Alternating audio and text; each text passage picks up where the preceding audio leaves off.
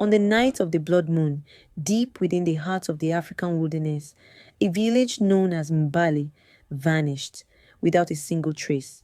No footprints, no ruins, no bodies, just silence. The land where it once stood is now cursed, untouched by wildlife, feared by travelers. What happened to Mbal? Was it the wrath of spirits, a punishment from the gods, or something far more sinister? 3 weeks before the vanishing, a strange visitor arrived at Mbal. He was tall and cloaked. His eyes glowed faintly under his hood. He spoke little, but the elders noticed an unsettling aura around him. He carried a wooden stick with strange tribal markings that pulsed under the moonlight. That night, the village chief's wife, Mama Abeni, woke up screaming. The visitor had been standing outside their hut, whispering in an unknown tongue.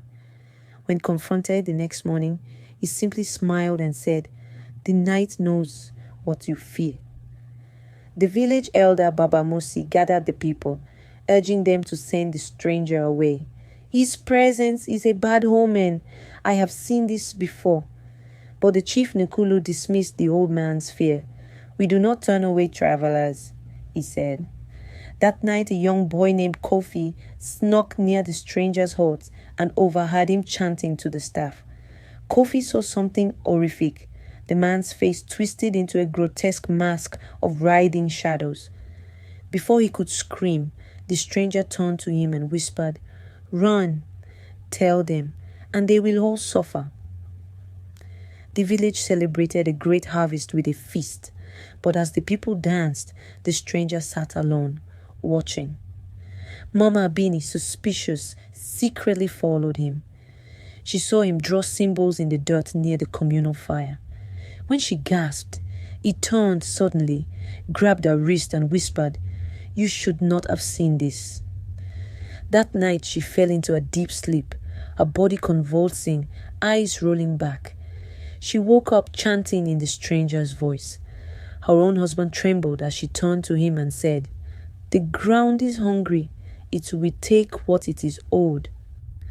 The next morning, Mama Abini was gone. The villagers searched, but all they found was her shawl hanging from a tree at the village's edge. Then, more people started vanishing. First, a young hunter, then the healer, then Baba Mosi.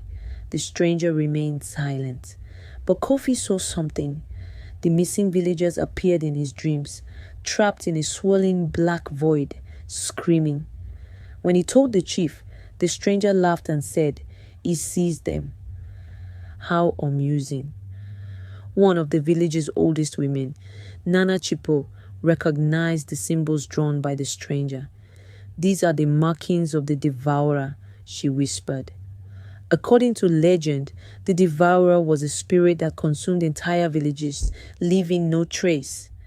She warned the villagers that they had already been marked for death. That night, Kofi saw something worse.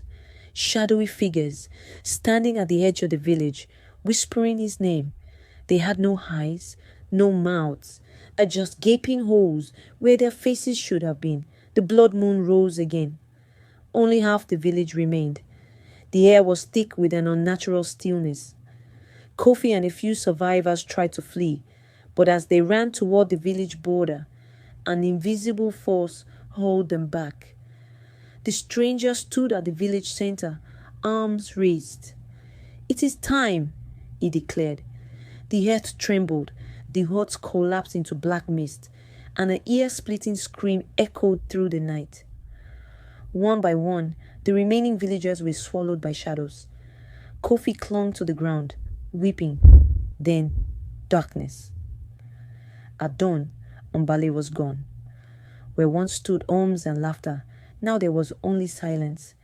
Only Kofi survived, waking up miles away in the wilderness, his mind shattered. He never spoke again.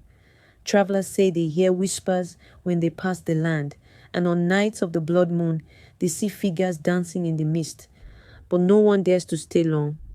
The village of Mbale did not just vanish, it was devoured. Some say Mbale was cursed. Others believed the stranger was never human. But one thing is certain, the village did not simply disappear. Something took it. And whatever it was, it is still waiting.